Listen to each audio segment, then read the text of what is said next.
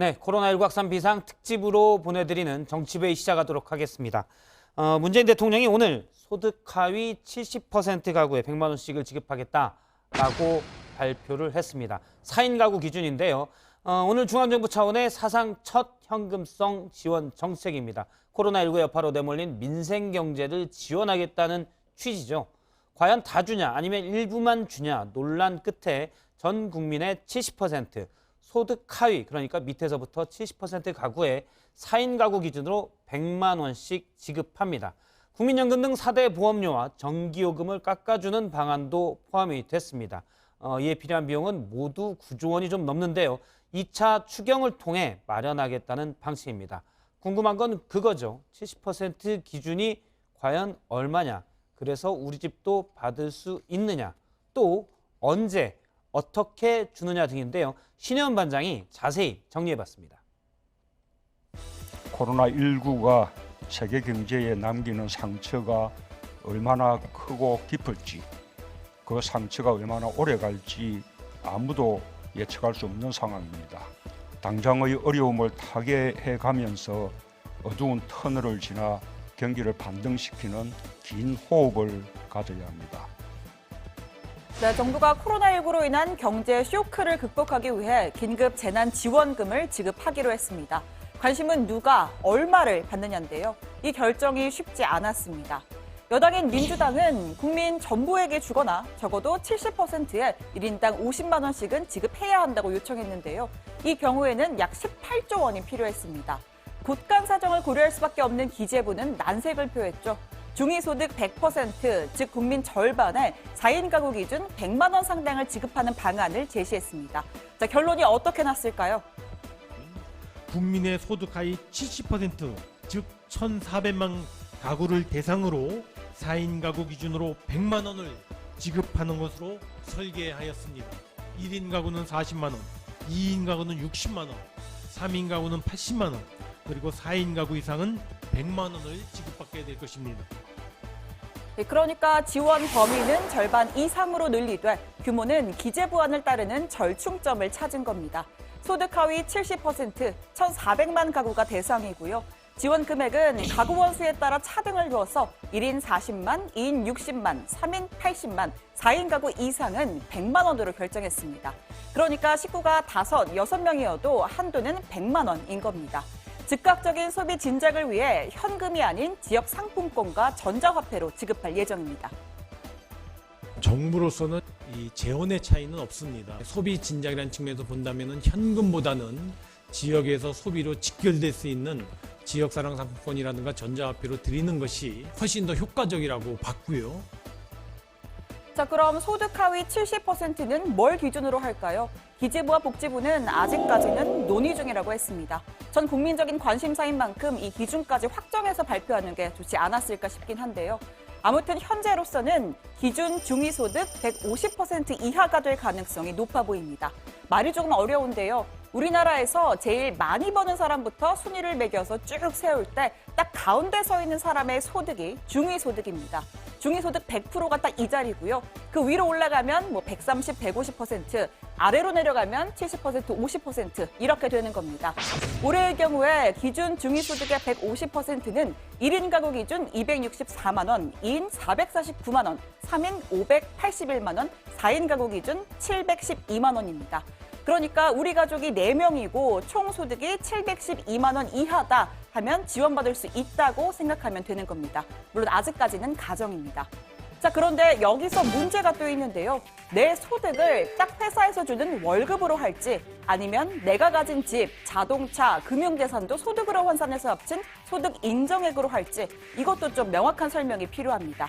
보통 이런 정책이 나오면 월급은 영원인 무직인 건물주도 돈을 받느냐라는 질문이 나오는데 여기에 대한 기준이 확실하지가 않은 것이죠. 자, 만약에 이 소득 인정액이 기준이 된다고 해도 이거 산출하기가 꽤나 복잡합니다. 근로, 사업소득에다가 부동산, 전월세 보증금, 주식 등의 금융재산을 각 비율을 곱해서 더하고 또 계산해야 합니다. 혼자서는 쉽지가 않고 도와주는 정부 사이트 복지로가 있는데요. 오늘 한때 접속자가 몰리면서 사이트 접속이 마비되는 상황이 빚어지기도 했습니다. 자, 또 하나 궁금증, 지자체의 지원과 중복 지급이 가능하냐입니다. 앞서 경기도의 경우 다음 달 1일부터 도민 1인당 10만 원씩을 주기로 했었습니다. 또 기초수급자나 차상위 계층의 경우에 이 소비 쿠폰 같은 1차 지원책이 이미 나왔는데 그럼 중복 지원이 가능한 건지 관련한 정부의 답변이 있었습니다. 지자체는 정부의 골격에 더해서 지방의 사정을 감안해서 더 추가해서 지급할 수도 있고 또 지급의 이 방식을 좀 달리할 수 있겠습니다만은 큰 틀에서 정부가 약속드린 1인 가구 40만 원부터 4인 가구 이상의 100만 원까지의 골격은 유지가 될 것이라고 제가 말씀드릴 수 있겠습니다. 그러니까 정부는 기본 골격대로 지원을 하고요. 더 줄지 말지는 지자체가 자율적으로 결정할 수 있다는 겁니다. 자, 이 같은 초유의 현금성 지원 정책에 대해서 문 대통령은 쉽지 않은 결정이었고 많은 회의와 토론을 거쳤다고 했습니다. 특히 소득 상위 30%가 지원 대상에서 배제된 데 대해선 이해와 양보를 구하기도 했습니다. 모든 국민이 고통과 노력에 대해 보상받을 자격이 있습니다. 그러나 정부로서는 끝을 알 수 없는 경제 충격에 대비하고 고용 불안과 기업의 유동성 위기에 신속하게 대처하기 위해 재정 여력을 최대한 비축할 필요가 있습니다.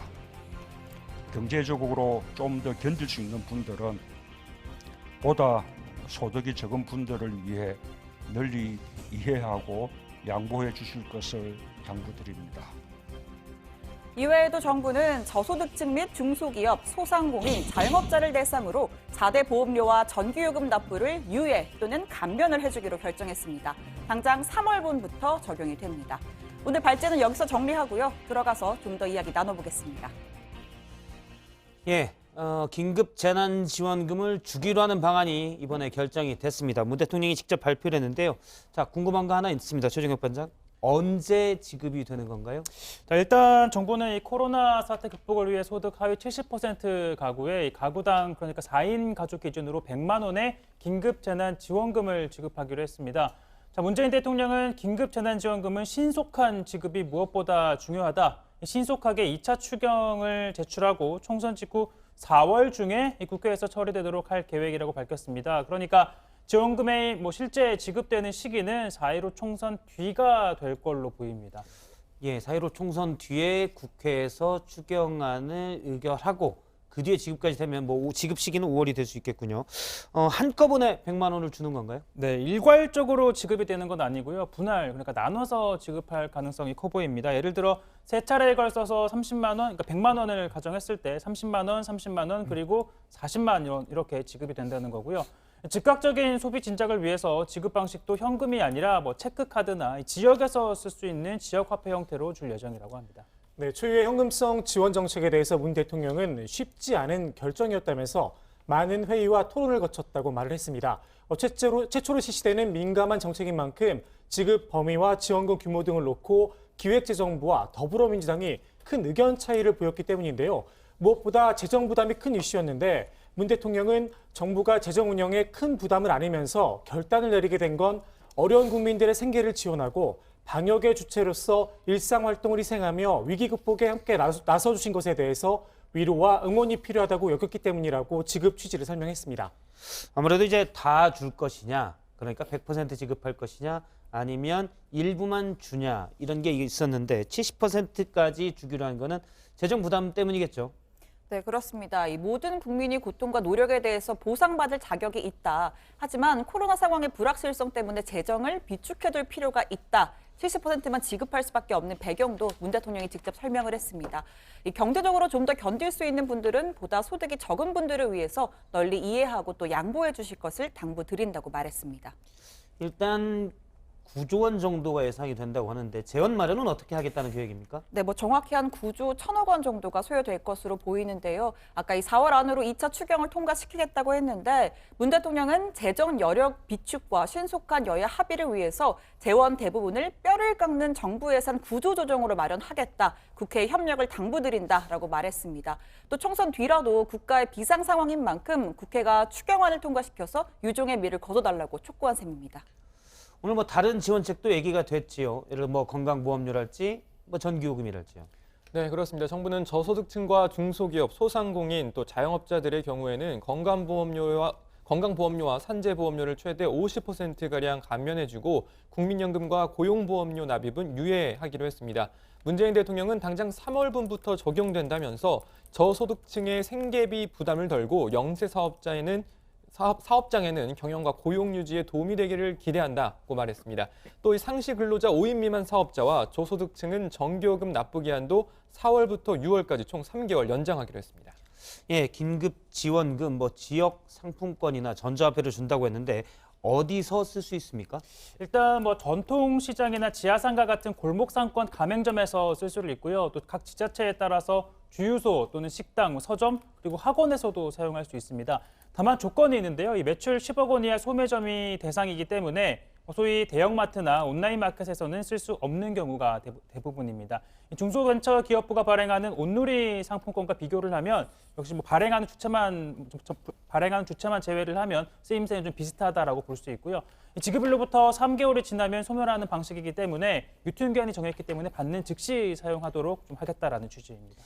이 부분도 좀 궁금합니다. 앞서 이제 각 자치단체가 주겠다고 한 이 재난지원금과 중복해서 받을 수 있냐, 이건 이제 각 자치단체가 알아서 판단할 것이다라고 했는데 추경 혜택들이 있잖아요. 예를 들어 어려운 소상공인들을 위해서 이미 지원하기로 했는데 이것도 중복해서 받을 수 있습니까? 네, 일단 가능합니다. 1차 추경은 저소득층, 소상공인 그리고 아동수당 수급자가 대상인데요. 이번 정부 지원금과 중복해서 받을 수 있습니다. 그러면 4인 가구 기준으로 100만 원이 넘게, 그러니까 다른 것 다 합치면 그렇게 될 수도 있다는 거네요. 예, 그렇습니다. 예를 들어서 소득 하위 45%인 4인 가구라면 최소 188만 원 이상을 받을 수 있습니다. 긴급 재난지원금 100만 원, 건보료 감면 8만 8천 원과 코로나 추경에 포함된 돌봄 쿠폰 80만 원 등입니다. 여기에 소상공인이라면 피해 점포 지원금 100만 원에서 300만 원, 또 일자리 안정자금 최대 288만 원까지 혜택을 받을 수 있습니다. 만약 지자체 지원이 있는 경우에는 이것도 추가 지원을 받을 수 있습니다. 예, 정부가 일단 그러면 이번에 결정된 긴급 재난지원금을 각 지방자치한테 주고 지방자치다가 이전에 준 것들을 감안해서 다 줄지 아니면 감안해 줄지 이걸 결정하겠다는 거죠. 그러면 어떻게 보면 뭐 중복 지원도 가능한 거고요. 그렇습니다. 홍남기 부총리가 관련 설명을 했는데요. 지자체에서 지원하고 있는 내용과 중앙정부의 지원금이 서로 보완적이 될 수 있도록 하고 이 정부 지원금을 추가해서 지자체가 재원을 더 보태서 지원이 될 수도 있다. 거기에 대해서는 지자체가 지역 사정을 가장 잘 알고 또 파악하고 있기 때문에 상당 부분 신축성, 탄력성을 가지고 대응하지 않을까 생각한다고 설명했습니다. 그러니까 예를 들어서 경기도 같은 경우는 10만 원을 다 받지 않습니까? 1인당 10만 원을. 네. 그런데 4인 가구다. 그래서 소득 기준 하위 70%다. 그래서 100만 원을 주게 되면 경기도가 정부로부터 100만 원을 받아서 그러니까 정부가 사실은 같이 100만 원을 조성을 하죠. 이거를 10만 원을 기존에 준 걸 빼고 줄지. 네, 그러니까 4인 가구면 40만 원을 빼고 줄지 더 줄지는 경기도가 판단하는 거군요. 그렇습니다. 예를 들어 서울시 같은 경우는 어떻게 하겠다는 계획인가요? 일단 뭐 아직까지 오늘 이 정책이 발표가 된 만큼 계속 논의 예. 중이라고 하는데요. 서울시 측은 아직 정부에서 이 정확한 지침은 내려오지 않았기 때문에 기존에 제시한 안에서는 조정된 것이 없다라고 밝혔습니다. 앞서 서울시가 밝힌 안은 중위소득 100% 이하 모든 가구의 구성원에 따라서 약 30만 원에서 50만 원 사이의 긴급 생활비를 지원하는 것이었죠. 예. 정부 안대로라고 하면 서울시가 기존에 지급하기로 한 사람들을 다 지급하고도 추가 지원할 수 있는 범위가 늘어나게 되는 겁니다.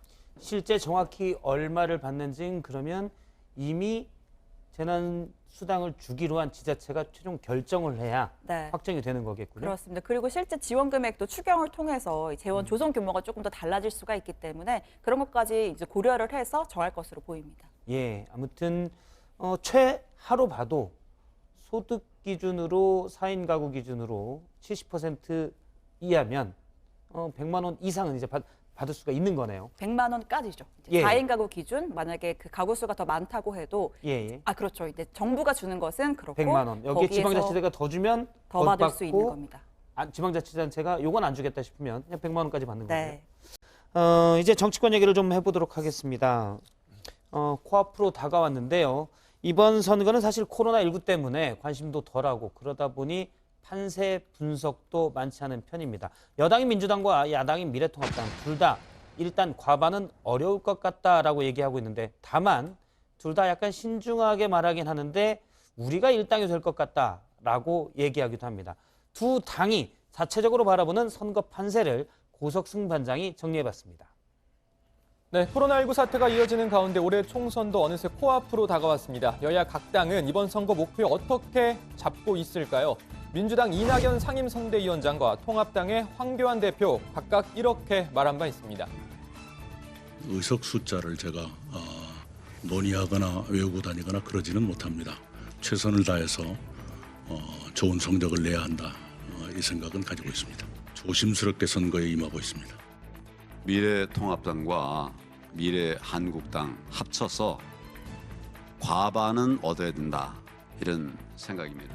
그리고 또 그렇게 하기 위해서 노력을 하고 있습니다. 끝까지 최선을 다해서 달려가면 국민들께서 선택을 해주시리라 이런 생각을 합니다. 자, 국회 의석수는 지역구와 비례대표를 합쳐 모두 정확히 300석입니다. 과반이면 150석을 얻어야 한다는 거죠. 자, 17대 총선부터 20대 총선까지 의석수 299석 또는 300석이었는데요.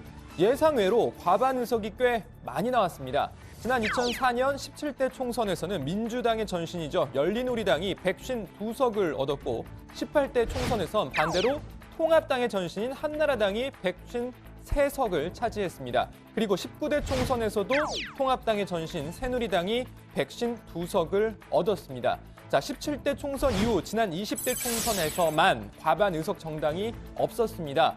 자, 과연 이번 총선은 어떨까요? 과반 의석 정당 다시 나올 수 있을까요? 어느 당이 원내 1당이 될까요? 오늘 민주당의 이근영 전략기획위원장과 통합당의 박형준 공동선대위원장 인터뷰가 한국일보에 나란히 실렸는데요. 초반 판세 어떻게 보고 있을까요? 자, 먼저 과반 정당 나올 수 있을지부터 물어봤습니다. 중간지대에서 최소 10석에서 15석은 나오는 만큼 과반은 어렵습니다. 어느 한쪽도 절대적인 우위를 확보하고 있지 않은 상황이라 한쪽으로 쏠림 현상은 없을 겁니다. 네, 그렇군요. 자, 두 사람 모두 과반 정당 탄생은 지난 총선에 이어 이번에도 어렵다 이런 입장이네요. 자, 그렇다면 원내 1당은 어디가 차지할까요? 현재로선 6대 4 정도로 민주당이 1당을 지킬 가능성이 있다고 봅니다. 특히 47석에 이르는 비례대표가 문제입니다. 보수 야당이 다 통합된 상태라 쉽지 않습니다. 원내 1당을 목표로 하고 있습니다. 지역구에서 120석 이상을 얻으면 미래한국당 의석을 더해 충분히 1당이 될 수 있으리라고 봅니다. 자, 두 사람 모두 원내 1당을 목표로 이야기하면서 목표 의석도 슬쩍 이야기했는데 좀 더 구체적으로 이번 총선 지역구 목표 의석 수 물어봤습니다. 목표치가 130석입니다. 수도권에서는 20대 총선보다 6석에서 최대 10석 정도 더 가져오는 게 목표입니다. 지난 총선에서 국민의당에 워낙 많이 빼앗긴 호남에도 기대를 걸고 있습니다. 영남은 현재 의석을 지킬 수 있도록 남은 기간 만전을 기할 겁니다. 구체적으로 대전, 충청, 강원은 20대 총선과 같은 수준을 유지하고 수도권과 영남에서 각각 15석, 7석 많은 50석, 55석을 얻어 총 125석을 확보하는 게 목표입니다. 부산, 울산, 경남은 전체 선거구에서 5석 이상 뺏기지 않을 겁니다. 자, 이 두 사람의 말과 그동안 나온 민주당, 통합당 측 입장을 종합해보면 최대 격전지인 수도권은 민주당이 다소 우세한 것 같지만 통합당이 추격 중인 상황이고 PK, 이 부울경 지역은 한국당이 다소 우세한 상황인 것 같다. 뭐 이런 분석이 나오고 있습니다. 자, 민주당은요, 호남 의석에도 많은 기대를 걸고 있습니다. 지난 총선 당시 국민의당에 빼앗긴 의석 상당수를 이번에 되찾아오겠다 이런 각오입니다. 이낙연 상임선대위원장은 어제 호남 지역을 돌면서 각 후보 지원 활동을 펼쳤습니다. 이번 선거의 역사적인 그 의미를 저보다 더 잘 아시겠습니다만은 그 의미를 잘 새기셔서 꼭 문재인 정부 성공을 이루도록 우리 전라남도가 더 많이 도와주시기 바랍니다. 자, 통합당은 의석수가 가장 많은 이 수도권에서 의석을 늘리겠다는 입장입니다. 그동안 외부 공식 활동을 최대한 자제했던 유승민 의원은 전 새로운 보수당 계열의 통합당 수도권 후보들을 찾아다니면서 격려하기도 했습니다. 특히 현장에서 기존의 자유한국당 지지자와 새로운 보수당 지지자가 이렇게 화합적으로 융합하는 그게 잘 안 되고 있고 똘똘 뭉쳐서 한 마음으로 이번에 꼭 문재인 정권을 심판하고. 자, 지역구는 앞서 들으신 대로 민주당과 통합당 각각 130석 안팎을 목표로 이야기하고 있는데요. 자, 여기에 더해지는 게 바로 비례대표 의석입니다. 공식적으로 두 당 모두 비례대표 후보를 내지 않습니다. 대신 자매정당, 형제정당, 위성정당 뭐라고 부르건 이 특수관계인 비례대표 전용 정당에서 후보를 내게 됩니다. 더불어시민당과 미래한국당인데요. 자, 여기에 이 더불어민주당의 경우에는 정봉주 전 의원과 손혜원 의원 등이 소속된 열린민주당까지 신경을 써야 하는 상황입니다. 자, 일단 가장 최근 여론조사부터 보시죠. 리얼미터와 YTN 조사인데요. 자, 비례대표 정당 투표에서 어느 정당 또는 단체에 투표하겠느냐라는 질문에 29.8%가 더불어시민당을, 또 27.4%는 미래한국당을 택했습니다.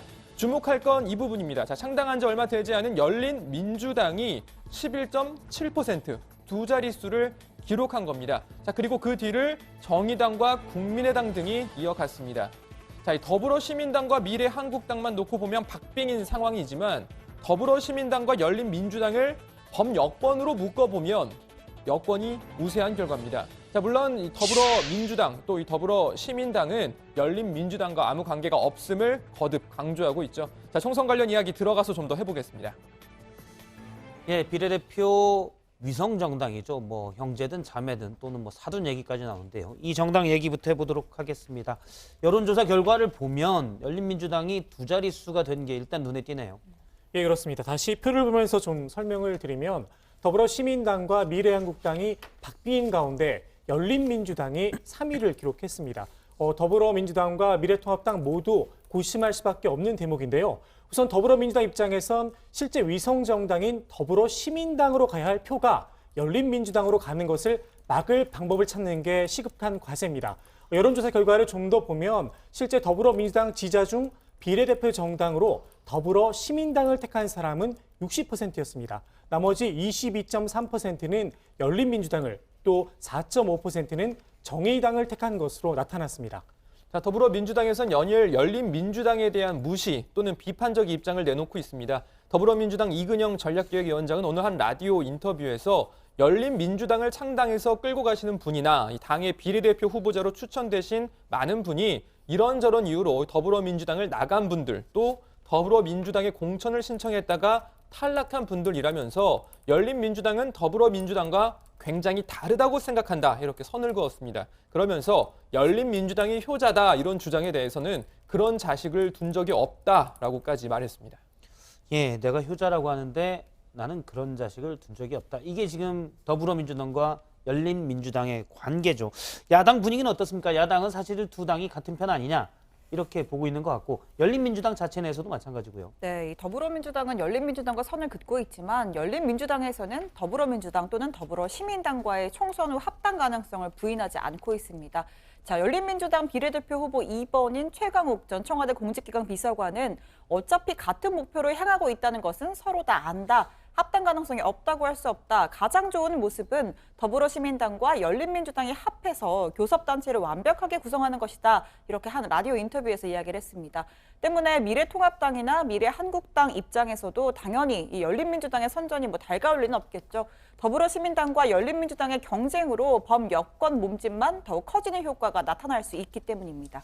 네, 미래한국당과 미래통합당은 열린민주당 비판을 연일 내놓고 있는데요. 자, 미래통합당은 선대위 대변인 논평에서 이 열린민주당에 대해 꼼수로 위장 이혼을 한 상태라면서 선거가 끝나면 언제 그랬냐는 듯 한 지붕 아래 모일 것이라고 말했습니다. 자, 원유철 미래한국당 대표도요, 조국 사태에 연루돼 재판에 넘겨진 청와대 비서관과 또 부동산 투기 의혹으로 청와대를 떠난 대변인을 비례대표 당사권에 배치했다며 열린민주당을 비판했는데요. 최강욱 전 비서관 그리고 김의겸 전 대변인을 가리키는 거죠.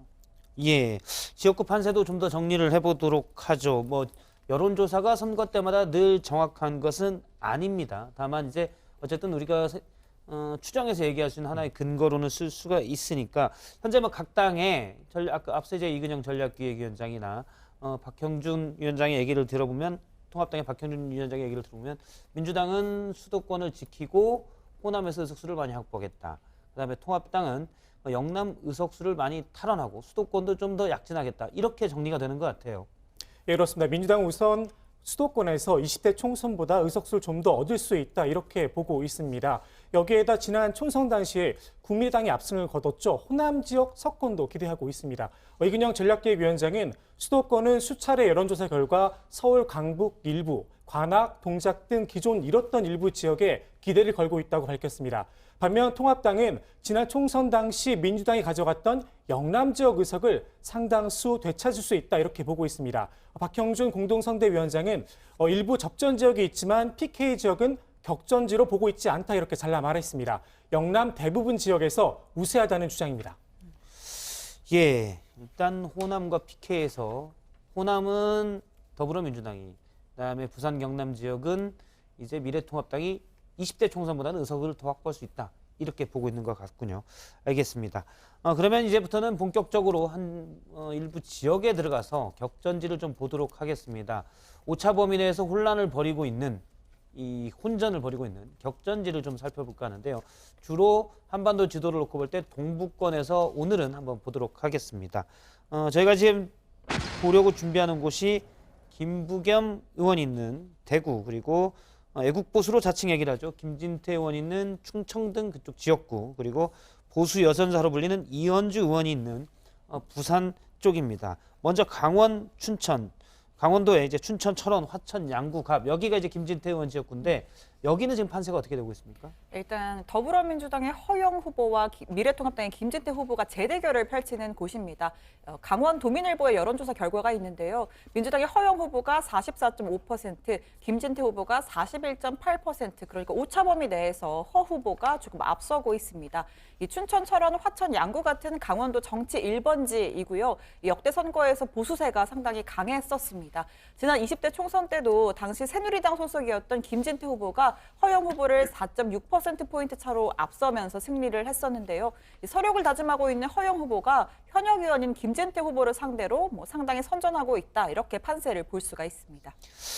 김진태 후보는 사실 통합당 내 친박 핵심으로 불려왔는데 사실 친박계는 이번에 많이 공천에서 탈락하지 않았습니까? 그런데 김진태 의원은 됐죠. 네, 김진태 후보 통합당 내에서도 태극기 세력과 가까운 강성 친박으로 분류가 되죠. 이 통합당은 이번 총선 공천 과정에서 친박계를 대거 걸러냈다, 이렇게 자평하고 있는데 친박 핵심이라고 할 수 있는 정가윤, 유기준, 원유철 의원 등이 불출마를 선언했고 윤상현, 김재원 의원 등은 또 컷오프가 됐습니다. 반면에 이 김진태 후보는 단수 후보로 수월하게 공천권을 따냈다는 평가입니다. 김 후보는 5.18 막말 논란이 불거진 토론회를 공동 주최했다는 이유로 당 윤리위원회의 경고 처분을 받기도 했었는데요.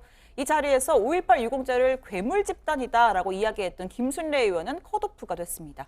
예, 부산 경남 지역 보도록 할까요? 이번 총선의 승부처 가운데 한 곳인데 부산에서도 초접전 지역이 있죠. 네, 부산 남구 을 지역인데요. 더불어민주당 박재호 후보 그리고 미래통합당 이현주 후보가 맞붙었습니다. 자, 부산일보 여론조사 결과인데요. 이 박 후보가 45.4%, 그리고 이 후보가 44%로 오차 범위 내에서 초접전 상태입니다. 자, 이 후보는 이번 총선을 앞두고 지역구를 경기 광명을에서 부산 남구을로 옮겼죠. 자, 이 과정에서 부산 영도 출마를 또 검토하기도 했었습니다. 뒤늦게 지역구를 확정했지만 현재 보시는 것처럼 오차 범위 내에서 접전을 펼치고 있습니다. 예, 지금 현역 박 후보가 있지만 이곳은 원래 계속 이전에 보수당 쪽에서 당선이 됐던 곳이죠. 네, 워낙 보수세가 강해서 지난 총선에서 박재호 후보가 당선됐을 때 이변이라는 평가까지 나왔었는데요. 박 후보는 17대 총선 때 첫 출마를 해서 3전 4기 끝에 지난 총선에서 승리를 했습니다. 수년간 주민들의 목소리에 귀를 기울이며 초밀착 선거 운동을 했던 게 승리의 요인으로 꼽혔는데요. 지난 4년간 지역 관리도 꽤 열심히 했다라는 평입니다. 자, 민주당에서 미래통합당까지 당적을 수차례 옮기면서 문재인 정부 때리기에 이름을 알린 이현주 후보가 등장하면서 접전을 펼치고 있는 모습입니다. 예, 다른 지역도 보죠. 이번 총선에서 대표적인 자객 공천이 되고 있는 지역이다라고 하는데 원래 민주당의 김부겸 의원이 있는 지역구에 미래통합당에서 그 바로 옆 동네에 있던 주호영 의원을 공천을 했죠. 예, 그렇습니다. 말씀하신 것처럼 대구 수성갑은 원래 김부겸 의원의 지역구인데요.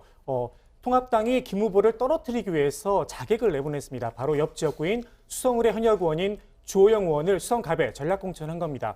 동아일보 여론조사 결과인데요. 김부겸 후보 41.3%, 주호영 후보 38.3%로 오차 범위 내에서 접전을 벌이고 있습니다. 근데 뭐 일부 여론조사에서는 또 다른 결과가 나온 것도 있는 것 같아요. 예, 그렇습니다. 이게 동아일보 방금 말씀드린 동아일보 여론조사가 지난 28일 실시된 조사인데요. 같은 날 매일신문과 TBC도 여론조사를 실시했습니다. 그 결과를 보면 김부겸 후보가 39.2%, 주호영 후보가 49.4%로 주 후보가 앞선 것으로 나타났습니다. 10%포인트 차로 오차 범위 바뀝니다. 뭐 차이가 좀 나는데, 그러니까 두 가지 여론조사가 같은 날 실시지만 결과가 많이 다른 거잖아요. 물론 뭐 방법이나 이런 데 좀 차이가 있습니까? 예, 그렇습니다. 동아일보는 리서치앤리서치, 매일신문과 TBC는 소셜 데이터 리서치에서 조사를 의뢰해서 조사를 받았는데요. 두 곳의 조사 방식이 좀 달랐습니다. 리서치앤리서치는 전화 면접, 소셜 데이터 리서치는 ARS 방식을 사용했습니다. 유무선 비율도 차이가 좀 있었는데요. 리서치앤리서치는 무선 94%, 유선 6%였지만 소셜 데이터 리서치는 무선 70%, 유선 30%였습니다. 응답률도 좀 달랐는데 리서치앤리서치는 13.7%, 소셜 데이터 리서치는 4.9%였습니다. 같은 날 조사를 해도 형식에 따라서 이렇게 여론조사 결과가 크게 달라지는 만큼 수치를 보기보다는 추세를 좀 봐야 할 것 같습니다. 예, 앞서 잠시 여론조사 방법을 한 거 그래픽 좀 다시 한번 띄워줘 보시겠습니까? 지금 왼쪽이 동아일보에서 발표한 건데 리서치앤리서치가 있고요. 오른쪽이 매일신문과 TBC인데 소셜 데이터 리서치입니다. 그러니까 왼쪽은 오차범위 내 박빙, 오른쪽은 오차범위 바깥으로 주호영 후보가 앞선 조사인데 일단 응답률이 좀 높고 무선 비중이 많고 그리고 전화 면접에서는 일단 민주당 후보가 좀 높게 이 조사만 보면 그런 추세를 보인다 이렇게 볼 수 있겠군요. 예, 그렇습니다. 예, 알겠습니다. 사실 뭐 여론조사가 정확한 건 아니고 어떤 질문 문항이 구체적으로 어떻게 되느냐도 봐야 되지만 약간은 그런 추세가 다른 조사에서도 보이고 있는 것으로 보입니다. 뭐 결과는 총선 날 뚜껑을 다 열어봐야 될 것 같고요. 다른 얘기도 해보죠. 지난주 호남에서 민주당 소속이 아닌 민생당 의원들이 이른바 이낙연 마케팅을 하고 있다. 이런 부분을 저희가 전해드렸는데요. 그것 때문인지 이낙연 더불어민주당 이 공동 상임 선대위원장이 어제 호남을 방문했다고 합니다. 이 부분 좀 살펴볼까요? 네, 뭐 이 호남 대통령을 만들겠다 뭐 이런 문구부터 또 지금 보시는 바로 저런 장면인데 예. 자, 이낙연 선대위원장과 함께 찍은 사진을 올려놓는 이 현수막까지 이 민주당 소속이 아닌데도 이낙연 위원장을 활용한 선거 마케팅이 버젓이 호남에서 벌어지고 있다 이렇게 전해드린 바 있는데 뭐 이것 때문인지 자 이낙연 선대위원장이 어제 호남으로 달려갔습니다. 자 이낙연 선대위원장은 호남 곳곳을 돌면서 우리 민주당 후보를 지지해달라 이렇게 호소했습니다. 문재인 정부가 성공하려면 군산에서도 우리 민주당 후보이신 원내로 진출하는 것이 훨씬 더 큰 도움이 된다 이 말씀을. 자 전북 남원에서는 무소속 이용호 후보와 이 관계자들 간의 물리적 충돌도 있었습니다. 이용호 후보는 이낙연 민주당 선대위원장과 인사를 하고 싶다면서 다가서다가 지금 나오는 장면인데요. 자 민주당 측 인사들의 제지를 받았는데요. 이 과정에서 이 후보가 넘어지기도 했습니다. 자 이 후보는 이게 사회적 거리두기냐라고 하면서 강하게 항의했습니다. 왜 하는 거야? 뭐 하는 거야 도대체? 금모기 운동에 동참하는 등. 예, 지금 봤는데 좀 민망한 영상을 보니까 사람들이 좀 몰려있긴 한데 사실은 무소속 이용호 후보도 같이 악수하러 갔다가 그러니까 이 모인 사람들의 같이 숫자 한 명을 더하려다가 좀 그렇게 된 거잖아요. 사실 좀 난감하기도 한 것 같습니다. 민생당도 이걸 문제 제기를 했다고요? 네, 호남 지역에서 이른바 이낙연 마케팅에 나선 후보들이 주로 지금 민생당 소속이 많은데요. 아무래도 이 위원장의 행보가 좀 불편했던 모양입니다. 직접 들어보시죠. 가는 곳마다 총리 일행과 출마자들이 뒤엉키는 민망한 풍경이 펼쳐졌다. 대체 주말 예배를 강행하는 대형 교회들과 무엇이 다른가? 예, 코로나19 때문에 사실 이른바 간판들의 선거 지원 활동 이런 부분들은 좀 어려워질 것 같은데요. 고민이 좀 그렇다고 앞서 모인 것처럼 많은 사람들이 있는 것도 사실은 지금 권장할 만한 일은 아니죠. 종로에서 이낙연 위원장과 맞대결을 펼치고 있는 황교안 대표 얘기도 해보죠. 코로나19 관련 글 때문에 이 곤욕을 좀 치렀다고요? 네, 황교안 대표가 자신의 페이스북에 글을 하나 올렸는데요. 코로나19와 관련해서 교회 내 감염이 발생한 사실이 거의 없다라고 적은 겁니다. 이제 지금 페이스북 글이 나오고 있는데 예. 이 글을 게시한 이후에 황 대표를 향해서 뭐 당대표지 전도사냐 이런 좀 비판이 일각에서 쏟아졌고요. 그래서 황 대표가 교회 관련 언급이 있는 부분을 한번 지웠다가 다시 글을 게재했습니다. 황 대표는 일부 교회의 문제를 전체로 확산시키는 부분에 대해서 지적한 것이다. 이렇게 오늘 직접 해명을 하기도 했습니다.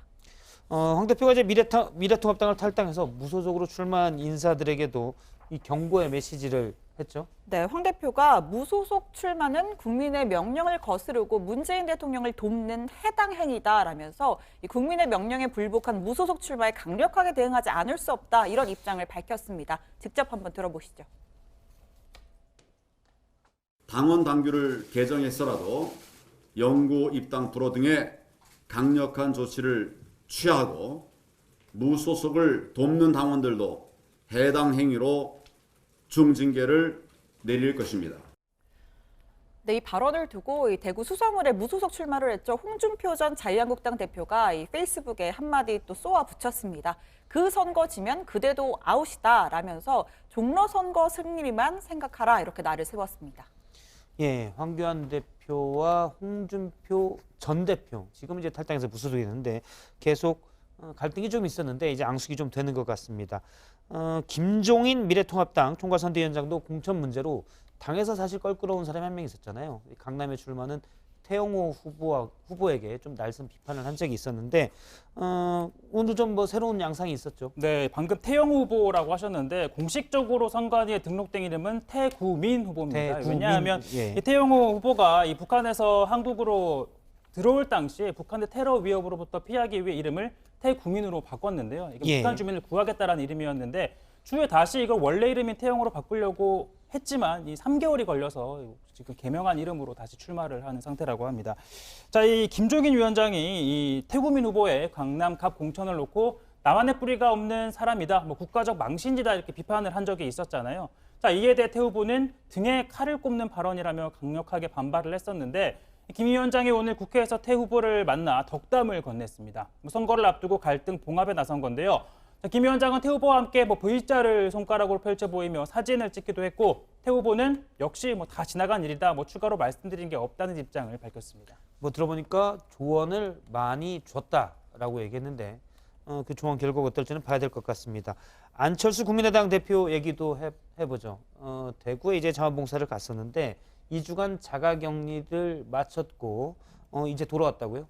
네, 그렇습니다. 이 안철수 대표의 복귀 첫 일정도 코로나19 관련이었습니다.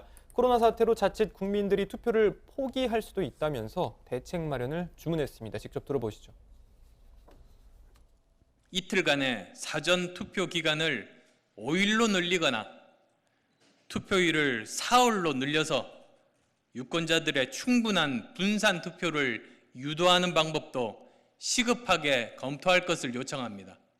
네, 이 안철수 대표는 코로나 사태로 선거운동이 원활하지 않다면서 무관심, 묻지마 선거 방지를 위한 릴레이 TV 토론도 제안했습니다. 사실 코로나19 때문에 선거에 대한 관심이 많이 떨어진 것도 사실이고요. 지금 선거 기간을 늘리자라고 안철수 국민의당 대표가 얘기를 했는데 혹시 다른 당의 반응이 있습니까? 조희신 반장 혹시 다른 당들의 반응이 좀 있습니까? 제가 그것까지는 좀 알아보지 못하는 상황이라서요. 예. 제가 확인을 하고 나중에 알려드리도록 하겠습니다. 내일 그러면 다른 당들이 주의 깊게 듣는지 저도 보도를 봐서는 반응이 없었는데 한번 확인을 해보도록 하죠.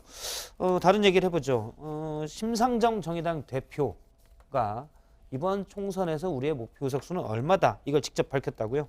네, 심상정 대표가 직접 목표 의석수를 밝혔는데요. 직접 들어보시죠.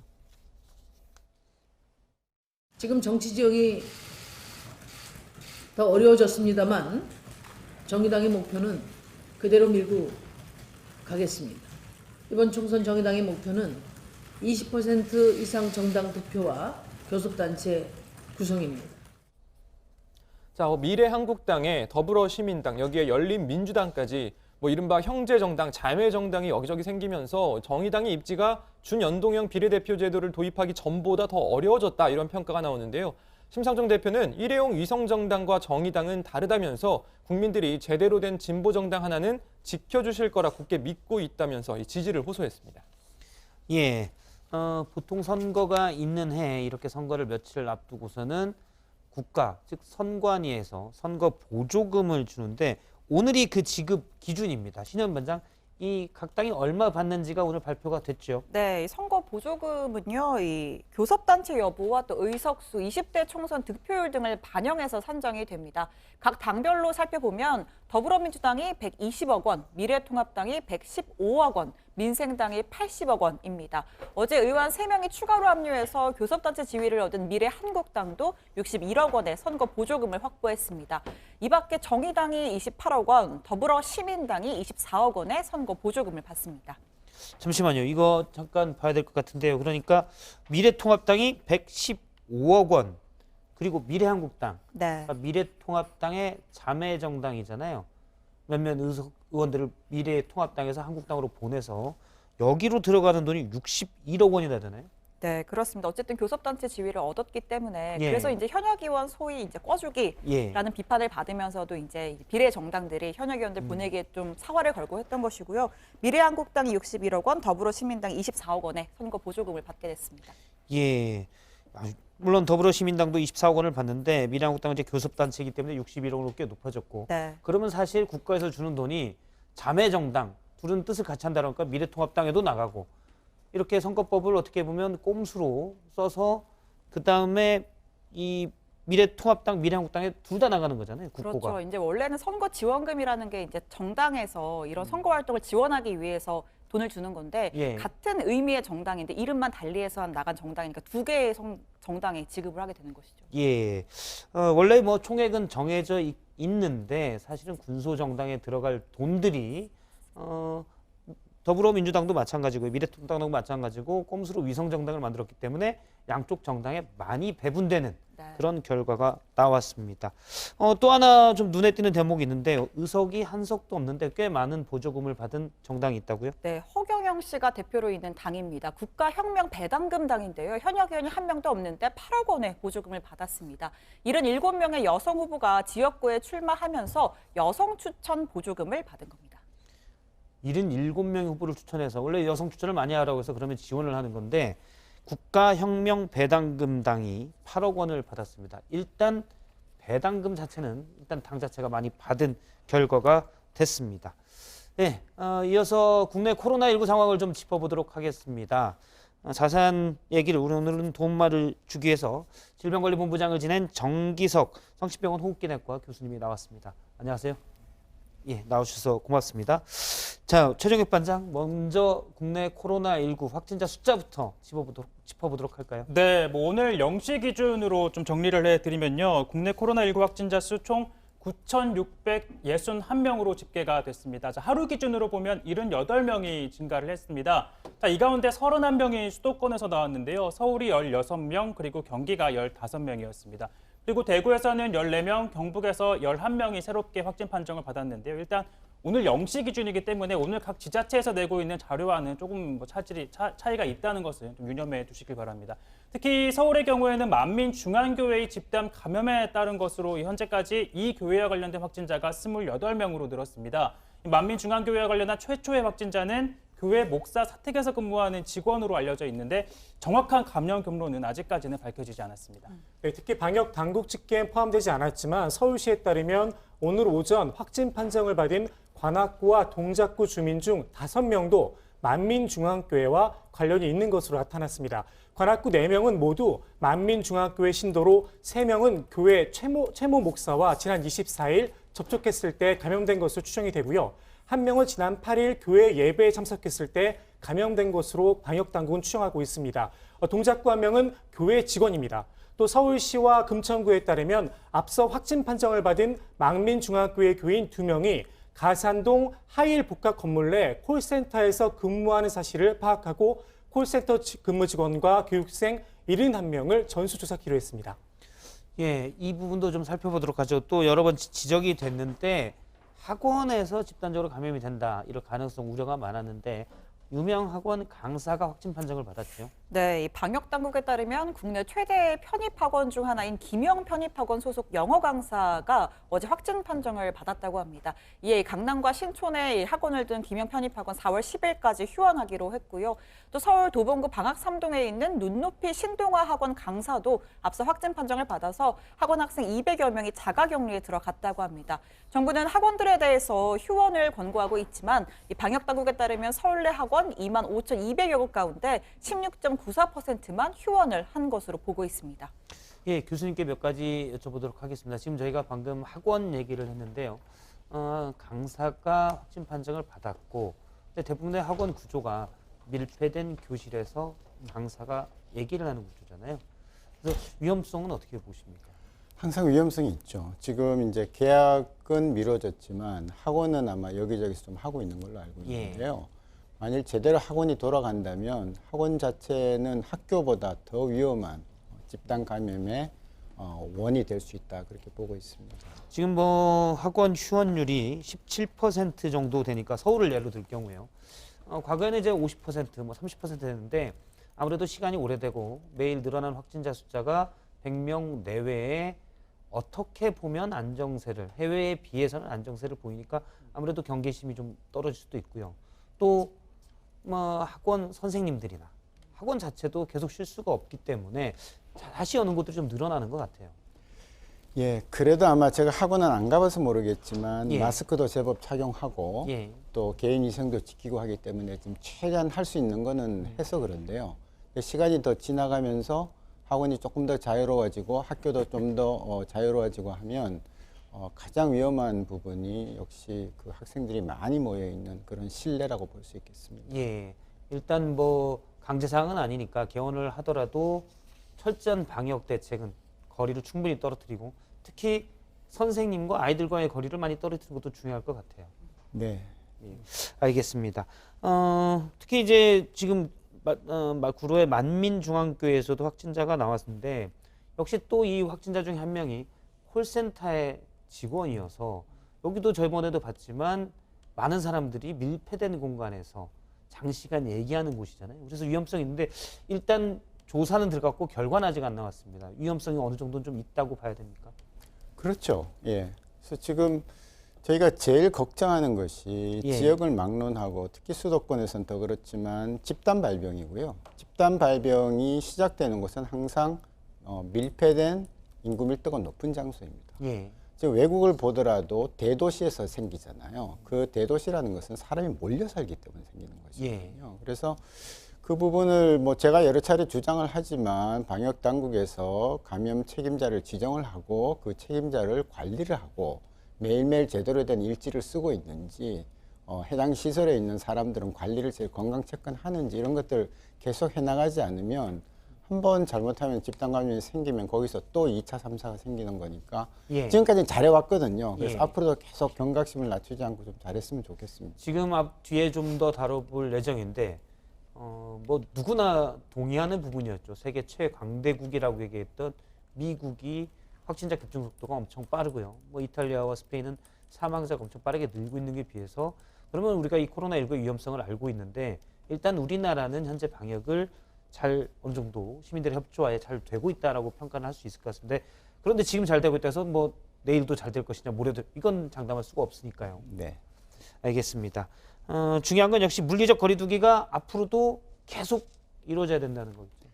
예, 참 언제까지 해야 될 것인지에 대해서는 참 서로 이제 피곤이 쌓일 때가 됐습니다만은 어느 정도는 생활화시키는 게 좀 필요하다고 봅니다. 예, 결국 거리두기만 잘 되면 이제 모든 게 해결이 되는데요. 그러다 보니까 경제도 안 돌아가고 뭐 학교도 못 모이고 하는 그런 부분이 있어서 이걸 어디까지 언제까지 해야 될 것인지는 좀 계속 그 사회적인 합의, 협의를 계속 하는 과정이 지금부터라도 좀 진지하게 계속돼야 된다고 보는 거거든요. 예. 그 전 질병관리본부장이셨고요. 이런 문제에 대해서 많은 의사분들과 또 교수님들이 같이 협의도 하고 그럴 텐데 물론 정부가 하는 측면이 있고 방역당국 또 의사분들이 생각하는 게 다를 수가 있습니다. 주안점을 어디에 두느냐에 따라 다르니까요. 어떤 얘기들을 주로 하십니까? 이게 지금? 사실은 우리가 이 방역을 실무로 굉장히 열심히 하고 거기에 온 그 노력을 기울이면서 예. 얼마나 많은 자문위원들 혹은 자문 대상들을 상대로 이와 같은 거에 대해서 폭넓게 논의해 왔는지는 전 잘 모르겠어요, 아직까지. 예. 그러나 우리나라의 대표적인 그 단체인 의사협회하고는 정부 당국하고는 그렇게 썩 이렇게 그 리듬이 예. 좋지는 않았지 않습니까? 조화롭지 예. 못하지 않았습니까? 그러면 불과 몇 안 되는 자문위원들하고 지금 얘기를 하고 있다는 건데 그거는 저는 조금 위험하다고 보는 것이고요. 내부적으로 넓은... 예, 자문위원이 있습니다. 예. 있지만 그분들이 의료계 전체에 또 그분들이 사회적 이 상태 같은 걸 다 고려해서 제안하기는 좀 어렵단 말입니다. 그래서 지금 계약하는 문제, 사회적 거리 두는 문제 이런 문제들은 조금 더 폭넓은 전문가들을 대상으로 한번 공청회를 한번 해보는 것도 괜찮은 방법이라고 생각합니다. 예, 알겠습니다. 심도 있는 논의가 좀 더 필요할 부분이고요. 좀 더 사례를 살펴보도록 하죠. 수도권에서 집단 감염 사례도 있는데 또 저희가 이제 계속 우려했던 부분입니다. 해외에서 입국하는 이런 해외 유입 사례도 꽤 나오고 있죠. 네, 정부도 뭐 역시 우려하고 있는 대목이긴 한데요. 제가 어제 하루 신규 확진자가 78명이라고 했는데 자, 이 가운데 이 공항 검역 과정에서 13명이 확진 판정을 받았습니다. 자, 이에 따라 공항 검역소에서 확진 판정을 받은 사람은 총 202명으로 그러니까 200명을 넘어선 수치인데요. 또 검역은 통과했지만 이후 뭐 거주지 부근 보건소나 병원에서 확진 판정을 받은 경우까지 포함하면 해외에서 유입된 확진자는 모두 476명입니다. 자, 이렇게 해외에서 유입되는 확진자들이 증가하는 만큼 정부는 4월 1일, 다음 달 1일부터 해외 입국자 전체에 대한 검역과 관리를 강화하기로 했는데요. 보건당국, 방역당국 얘기 들어보시죠. 4월 1일 0시부터는 모든 국가에서 입국하는 국민, 장기 체류 외국인은 원칙적으로 입국 후 14일간 자가격리를 실시합니다. 해외 입국자에 대한 검사비와 확진 시의 치료비에 대해서는 국가가 지원하며 이는 혜택이 아니라 감염 확산을 막기 위한 공익적 목적으로 지원을 하게 됩니다. 만약에 자가격리 규정을 지키지 않으면 어떻게 됩니까? 네, 우선 내국인의 경우에는 감염예방법 위반으로 1년 이하 징역 또는 1,000만 원 이하의 벌금이 부과될 수 있습니다. 외국인은 출입국 관리법에 따라서 강제 추방이나 입국 금지 등의 대상이 될 수 있습니다. 정세균 국무총리도 해외 입국자들이 자가격리를 철저히 이행할 것을 좀 요청을 했는데요. 특히 젊은 유학생들이 지침을 어기지 않도록 각별히 관리하라 이렇게 당부를 했습니다.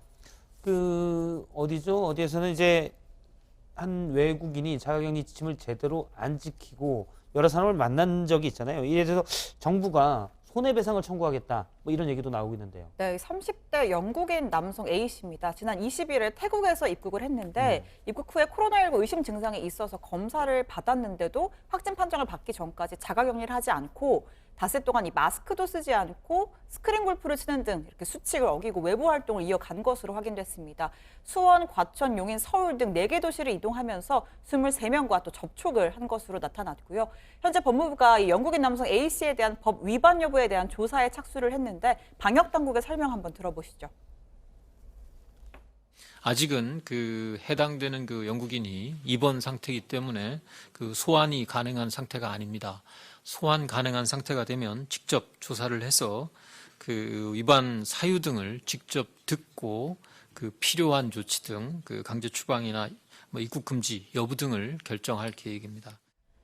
네, 아울러 A씨가 자가격리 조치 등 위반 사실이 불법 행위에 해당하고 이 추가 방역과 감염 확산 등에 따른 국가 손실을 유발했다라고 인정이 될 경우에는 손해배상을 청구하는 방안과 함께 또 치료비를 청구하는 부분도 검토 중이라고 밝혔습니다. 교수님께 좀 여쭤보면 질병관리본부장도 지내셨으니까요. 사실 우리 문화를 잘 이해하지 못하는 외국인들이 지침을 또 잘 따르지 않는 경우도 있어요. 강제 추방 조치 검토는 어떻게 보십니까? 저는 긍정적이라고 봅니다. 예, 왜냐하면 이거는 지금 최근 근대사에 처음 겪는 굉장히 심각한 전 세계적인 문제이고요. 치명률이 꽤 높은 바이러스 질병의 세계적 대유행이죠. 네, 그리고 지금 이 2달 동안 온 나라가 여기에 매달려서 이렇게 매몰돼 본 적이 없는 사건입니다. 예. 그래서 문화의 차이가 있다는 것도 알릴 필요가 있고요. 우리는 지금 저희가 잘하고 있는 것 중에 하나가 마스크 때문에 이 정도까지 지금 이 감염률이 예. 이 전파율이 떨어진 거 아닌가 하는 그런 생각이 들거든요. 지금 서양 쪽에서 마스크 문화가 아닌 데서 온 거 보면 예. 이분도 지금 마스크 안 쓰고 저렇게 돌아다니는 게 자기네 문화는 마스크를 안 쓰는 거니까요. 그래서 이런 것들을 어기고 제대로 안 했을 때 한번 본보기로 예. 우린 법이 있으니까요. 예, 감염병 예방 관리하는 법률이 있으니까 거기에 맞춰서 한번 본보기를 보이면 아 대한민국은 가면 그 문화를 저렇게 따라야 되는구나 라는 본보기가 될 거라고 생각하거든요. 좀 긍정적으로 봅니다. 예, 감염병에 대해서는 사실은 시기 이런 것들이 상당히 중요하기 때문에 지금 뭐 예를 들어서 확진 판정을 받고 사망한 사람들의 장례 절차나 이런 부분까지도 사실은 법이 정해서 하고 있지 않습니까? 그 정도로 강력하게 어떻게 보면 저희의 전통 문화까지도 다 인정받지 그렇죠. 못하는 그런 건데 외국인들이 뭐 이렇게 제대로 지침에 따르지 않아서 위험 요인이 된다면 그럼 강력한 본보기도 필요할 것 같다. 예, 저희가 뭐 그때 그전 사태에서 슈퍼 전파자라는 걸 우리가 알고 있듯이 하필이면 그 한 사람이라도 그런 문제를 발생한다면 저희는 큰일 나는 것이죠. 알겠습니다. 지금 이제 해외에서 입국하고 있는 사실 대부분은 교민들입니다. 그래서 이제 4월부터는 계속 자가격리를 의무적으로 전 입국자에 대해서 실시하겠다고 하는데 그 부분에 대해서는 어떻게 평가를 하고 계십니까? 예, 교민들은 우리 국민이니까 예. 다 받아야 안 되겠습니까? 다만 그전하고 달리 조금 더 강하게 행정력을 더 발휘를 해서 예. 14일간 정말 잘 지키고 그다음에 조금이라도 위반할 시에는 강한 제재를 가한다는 것을 미리 천명을 하면 예. 우리나라가 굉장히 지금 편하게 돼 있거든요. 들어오기가 편하고 검사도 그냥 해줍니다. 예. 미국에서 3,000불짜리 검사를 우리는 그냥 해주기 때문에 그렇죠. 아마 이런저런 핑계로 들어올 수도 있다고 보는 거거든요. 있어도 될 부분들이. 그래서 그런 것들 좀 강하게 하면서 방역을 해 나가면 교민을 받는 데는 문제가 없지 않을까. 우리의 방역 능력이 따라가 주지 않을까. 그렇게 보고 있습니다. 외국인에 대해서요. 지금 외국인도 뭐 예를 들어 공무상이거나 긴급한 공익을 비즈니스의 경우에는 뭐 2주간의 자가격리에서 감시하에 예를 둔다. 뭐 이런 것도 있습니다. 예, 사실 많이 그래도 진일보 했다고 보는데요. 제 생각은 처음부터 그렇게 사회에 풀어놓을 게 아니라 예. 들어오면 자비로 우리가 정하는 시설에서 자가격리를 해라. 이렇게 하면 정말 필요한 일이 아니면 안 들어올 거고요. 예. 지금 이 전 세계가 이 격동을 겪고 있는 시기에 뭐 그렇게 중요하게 꼭 우리나라에 지금 들어와야 될 일이 있을지 그렇게 생각을 한번 해봅니다. 그렇죠. 지금 일상이 다 깨진 마당에 가장 중요한 건 방역이다로 이해를 하겠습니다. 전 세계 상황을 좀 짚어보도록 하겠습니다. 저희가 계속 얘기를 하는데 왜냐하면 이 감염병에 대해서는 우리만 안정세를 보인다고 해서 좋아질 수 있는 부분이 아니기 때문이고요. 특히 경제에 대한 영향은 더 그래서 그렇는데 일단 코로나 사망자를 보면 유럽의 경우 이탈리아와 스페인에서 숨진 사람이 전 세계 사망자의 절반이 넘습니다. 미국도 보면 트럼프 대통령은 2주 뒤에 사망자가 정점에 달할 것으로 보인다며 사회적 거리 두기를 2주일 더 연장하기로 했습니다.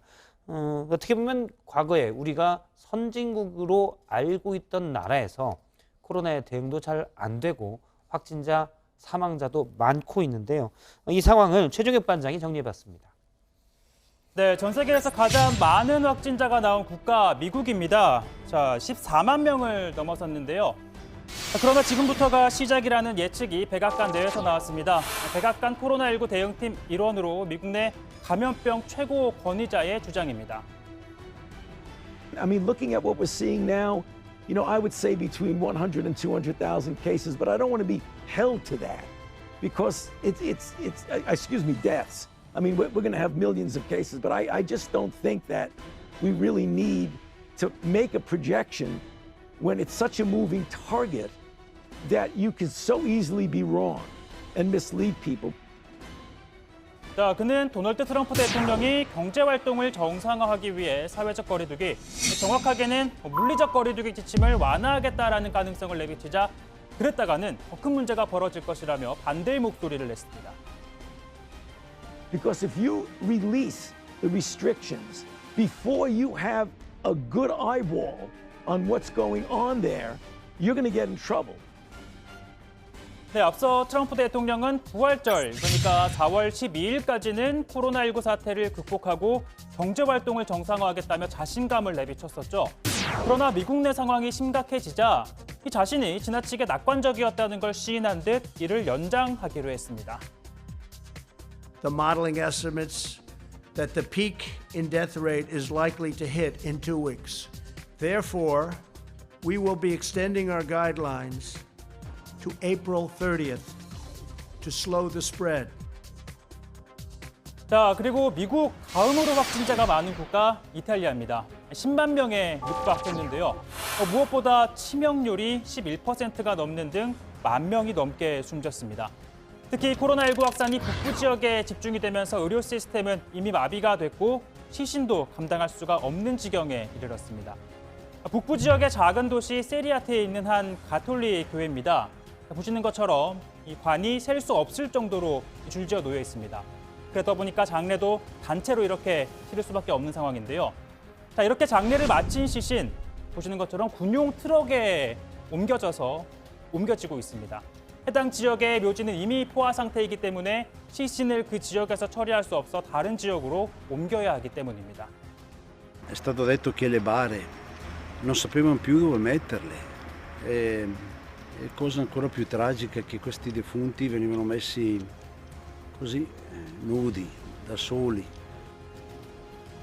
자, 이탈리아는 이미 전 지역 이동 금지령과 함께 자가격리 조치가 시행 중이죠. 자, 이런 상황에서 감염에 무방비로 노출되는 건 집이 없는 노숙인들일 겁니다. 도심 전체가 멈춰서면 취약계층은 더더욱 사각지대에 놓일 수밖에 없는데요. 자, 이탈리아 남부 나폴리에 있는 한 교회입니다. 자, 이렇게 교회에서 제공하는 식사를 받기 위해 노숙인들이 길게 줄을 들어선 모습도 찾아볼 수가 있었습니다. 그리고 남부의 또 다른 도시 몰페타의 한 양복 가게인데요. 양복을 만들어야 할 가게에서 이렇게 옷이 아니라 마스크를 손수 제작하기도 했습니다. 자, 이탈리아 상황이 이렇다 보니 우리 정부 이탈리아 내에 발이 묶인 교민들을 시키기 위해 전세기 2대를 띄우기로 했습니다. 첫 번째 비행기가 오늘 오후 인천공항에서 밀라노로 출발했는데요. 자, 우선 310여 명이 이 비행기를 타고 돌아올 것으로 보입니다. 밀라노 신속 대응팀은 외교부 직원 및 의료진 7명으로 구성. 밀라노 공항에서 출국을 희망하는 분들의 신속한 검역 절차를 위해서 그리고 안전하게 검역 절차를 받을 수 있도록 저희가 최대한 노력을 해서 지원을 이렇게 할 예정이고요. 귀국을 희망하는 우리 국민들과 함께 무사히 안전하게 돌아올 수 있도록 노력을 기울이겠습니다. 네, 그리고 유럽에서는 스페인의 상황도 심각합니다. 이 하루 만에 사망자가 800명 넘게 늘어 그동안 기록한 것 치고는 역대 최대폭으로 증가했는데요. 누적 사망자도 7,000명에 육박해 이탈리아와 스페인에서만 전 세계 사망자의 절반을 넘어섰습니다. 스페인에서 상황이 가장 심각한 곳은 전체 사망자의 절반이 숨진 수도 마드리드 일대입니다. 특히 치안을 책임져야 할 경찰관 역시 500명 이상이 감염된 것으로 집계되고 있는데요. 마드리드는 부족한 병상을 대체하기 위해 대형 컨벤션 센터와 호텔 등을 임시 병원으로 개조를 해서 환자들을 수용하고 있습니다. 자, 끝으로 일본 얘기인데요. 확진자와 사망자 수만 단순하게 비교를 하면 일본은 우리나라보다 이 피해 규모가 적다고 볼 수 있습니다. 하지만 진단검사를 제한적으로 하다 보니까 실제 규모보다 적게 평가가 되고 있다는 지적이 나라 안팎에서 나오고 있죠. 자, 우리나라의 진단검사 수가 훨씬 더 많습니다. 자, 그러다 보니 일본 국민들 또한 코로나19의 심각성을 크게 의식하지 않는 일상을 보내고 있는 모습도 감지가 되고 있습니다. 不要不急の判断基準って人それぞれだと思うし、別に近いからここ通んなきゃ外出できないぐらいの感覚だから、あんま外出に入んないかもしれないって思ってます。妹がせっかく日本に旅行しに来たのに、なんかいろんなお店とかやってなくて残念だったんですけど、もう明日で帰るんで、一応渋谷とか原宿の方に一応散歩に連れて行こうかなと思って。はい。 자, 그런 반면에 일본 정부는 코로나19의 해외 유입을 막겠다며 이르면 오늘 우리나라와 미국, 중국 그리고 유럽 국가발 여행객의 입국을 전면 금지하는 방침을 발표할 것으로 전해지고 있습니다. 예, 얘기를 좀 해보도록 하겠습니다. 일단 일본 얘기를 할 텐데요. 주이시 위원장, 일본 아베 총리도 이전과는 달리 코로나19가 좀 심각하다. 이런 얘기들이 나오고 있죠. 네, 그렇습니다. 아베 총리는 지난 주말 기자회견에서 미국과 유럽의 예를 볼 때 폭발적으로 감염이 확대된다면 불과 2주 안에 감염자 수가 현재의 30배 이상 뛸 수 있다. 이렇게 일본 내 코로나19 확산을 우려했습니다. NHK에 따르면 다이아몬드 프린세스 탑승자를 제외하고 일본 내 확진자는 1,860여 명, 사망자는 54명입니다. 그런데 검사 건수가 4만 8천여 건에 불과해서 실제 감염자는 훨씬 더 많을 거라는 지적이 나오고 있습니다. 이에 대해서 아베 총리는 숨기고 있다는 말이 있는데 나는 다르다고 생각한다면서 의사가 필요하다고 판단하면 검사를 받을 수 있도록 하라. 이렇게 후생 노동성에 계속 이야기를 하고 있다. 그러면서 은폐 의혹을 부인했습니다. 예, 아베 총리가 긴급 사태를 선언할 것이다. 그러니까 코로나19 때문에 이런 얘기도 나온다고요. 네, 이 긴급 사태라는 건 이 관련법에 따라서 개인의 권리를 일부 제한할 수 있도록 하는 거죠. 아베 총리가 조만간 이 긴급 사태를 선언하고 다음 달 1일부터는 지자체별로 외출 자제 요청 등에 나설 가능성이 높은 것으로 전해지고 있습니다. 관련해서 정부 대변인격인 스가 요시히데 관방장관은 긴급 사태 선언에 이르기 전 아슬아슬하게 버티는 상황으로 인식하고 있다라고 말했는데요. 또 락다운, 즉 도시 봉쇄 또한 국민에게 큰 불편을 끼치게 되지만 그보다 더 엄격한 조치를 피하기 위한 것임을 이해해 주길 바란다라고 했습니다. 즉 도시 봉쇄 가능성도 열어둔 것으로 해석됩니다. 예, 일본 상황을 현지를 연결해서 좀 더 알아볼 텐데요. 그 전에 방금 들어온 속보가 하나 있습니다. 올해 도쿄올림픽이 내년으로 연기가 됐는데 그 날짜가 조금 전 확정이 됐네요. 네, 내년에 개막하는 날이 구체적으로 또 IOC와 일본 정부가 합의를 했다고 하는데요. 내년 예. 7월 23일에 이 도쿄올림픽, 패럴림픽을 개막하는 것으로 합의를 했다고 합니다. 일본 아사히 신문 등의 언론의 보도인데요. 공식적인 발표는 오늘 저녁쯤에 이제 IOC 등을 통해서 발표가 될 걸로 보이는데 사실 일본 같은 경우에는 당초 1년 연기하기로 한 이 도쿄올림픽을 내년 봄쯤에 개최하는 게 어떻겠느냐라는 그렇죠. 의사를 당겨서 하는 IOC 걸로. 측에 예. 전달하긴 했었는데 일단 IOC 측에서는 코로나19가 언제 끝날지 정확하게 좀 장담할 수 없는 상황에서 그것보다는 기존에 개최하기로 한 날짜와 유사한 7월쯤에 개최하는 게 어떻겠느냐는 입장을 전했고 역시 IOC와 일본 정부가 합의에 이른 걸로 보입니다. 예, 다른 스포츠 경기와의 중계 일정 이런 것들도 다 영향을 준 것으로 보입니다. 그러면 여기서 일본 내 코로나19 상황 또 일본 정부가 인식하고 있는 것은 어떤지 도쿄에 있는 게이센 여학원대에 있는 교수님입니다. 이영채 교수님을 전화로 연결해 현지 상황을 들어보도록 하겠습니다. 네, 교수님 나와 계시죠? 네, 안녕하세요. 네, 안녕하십니까. 일본에서 코로나19 확진자가 최근 크게 늘어나고 있습니다.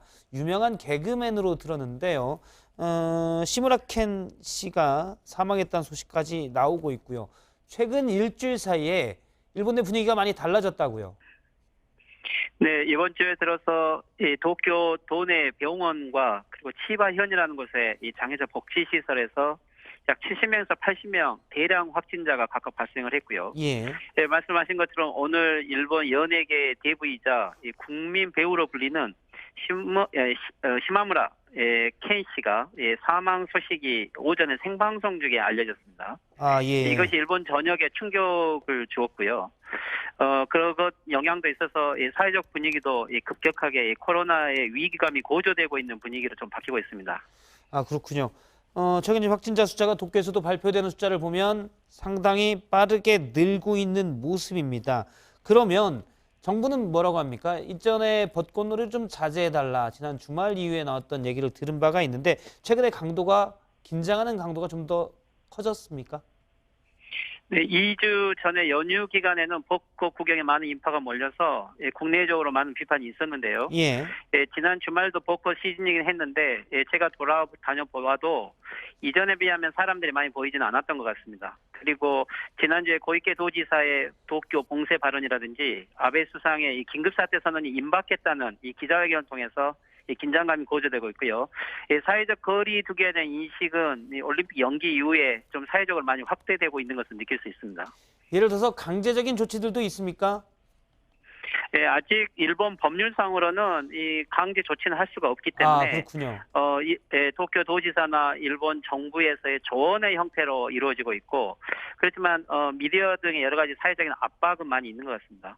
예를 들어서 우리나라 경우 일반적인 기업들의 경우 재택근무 많이 하고 있고요. 외출도 좀 자제해달라고 하는데 일본도 마찬가지입니까? 네, 저희가 있는 대학도 원래는 4월 1일이 개강이었는데 이게 모든 거의 대학이 5월 이후로 연기되었고요. 예. 네, 회사들도 출퇴근 시간이 변경되고 재택근무를 많이 제한하고 있습니다. 그리고 시민단체들도 거의 강연회들도 거의 취소되어서 일본 사회도 이제 본격적인 사회적 거리두기 단계에 들어갔다라고 이야기할 수 있겠습니다. 그렇군요. 확실히 일본 내 분위기는 도쿄올림픽 연기를 발표하기 전과는 많이 달라진 것을 지금 교수님 말씀으로도 알 수가 있을 것 같은데요. 이런 얘기가 있습니다. 도쿄에 있는 유흥가를 중심으로 감염 경로를 알 수 없는 확진자가 많이 늘어나고 있다. 이런 얘기가 들렸는데 그 맞습니까? 네, 일본의 경우 확진자 중에서 감염 경로를 파악할 수 없는 사람들이 매일 약 40%가 된다고 나오고 있는데요. 특히 신주쿠 유흥가나 식당을 통한 감염이 확대되고 있단 말은 시민들이나 기자들 속에서도 제가 자주 듣고 있는 이야기입니다. 예. 특히 유흥가의 경우 최근에 영업이 어려워지고 있기 때문에 이 가격을 대폭 내렸고 중년층을 중심으로 이용이 많고 특히 이 공간은 밀착 접촉이 이루어지는 곳인데 이 고객 정보라고 해서 업소에서 정보를 주지 않아서 실제 이 전체적인 상황 파악이 매우 어렵고 이게 큰 지역 확대 하나의 원인이라고도 이야기할 수 있겠습니다.